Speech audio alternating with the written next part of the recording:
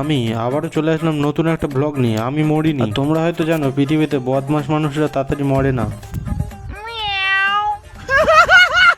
আমরা একটু সামনে যেতেই দেখলাম বিক্রি হচ্ছে সোনা। পৃথিবীতে সোনার এতটাই চাহিদা বেড়ে গিয়েছে, তাই জন্য মেলাতেও বিক্রি হচ্ছিল সোনা। নিব্বানিব্বিদের প্রেম ভালোবাসার মধ্যে গ্যাস ভরে মোড়ানো হচ্ছিল। আমি এতটাই ছেলে মানুষ যে এই সবগুলো দেখার জন্য এখানে আধ ঘন্টা দাঁড়িয়েছিল। তোমরাই বলো ছোটবেলাকার এইসব জিনিসগুলো দেখতে কারই না ভালো লাগে। হঠাৎ করেই মেঘেদের আমাদেরকে পছন্দ হলো না বলে বৃষ্টি চলে আসলো। তার জন্যই আমরা শেল্টার নিলাম একজনের বাড়ির মধ্যে একটা মেয়ে দেখতে পেয়েছি, ওই জন্য আমি দেখছি তাকে। মূর্খদের উদ্দেশ্য করে এখানে লেখা ছিল মন্দির দর্শন করুন। অনেক কেউ আছে মন্দির দর্শন না করে দেখেই চলে যায়, ওই জন্য লেখা ছিল মন্দির দর্শন করুন। কেরালার দুজন লোক ভুল ট্রেন ধরে পশ্চিমবঙ্গতে এসে ফেসে গেছিল।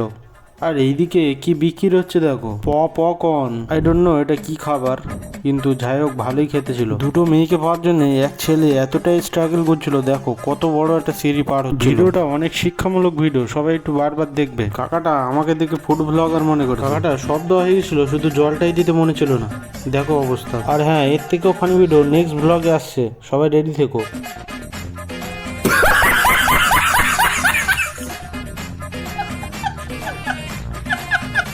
দেখেছো তো ফুড ব্লগাররা খাবারের দোকানে গেলে দোকানদারের অবস্থা কি হয়। আমরা এটা খেয়ে এবার বাড়ির দিকে রওনা দেব।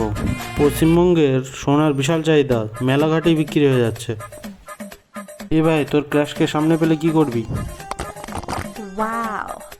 এরকম করে আইসক্রিম খেতে এইভাবে ঢুকিয়ে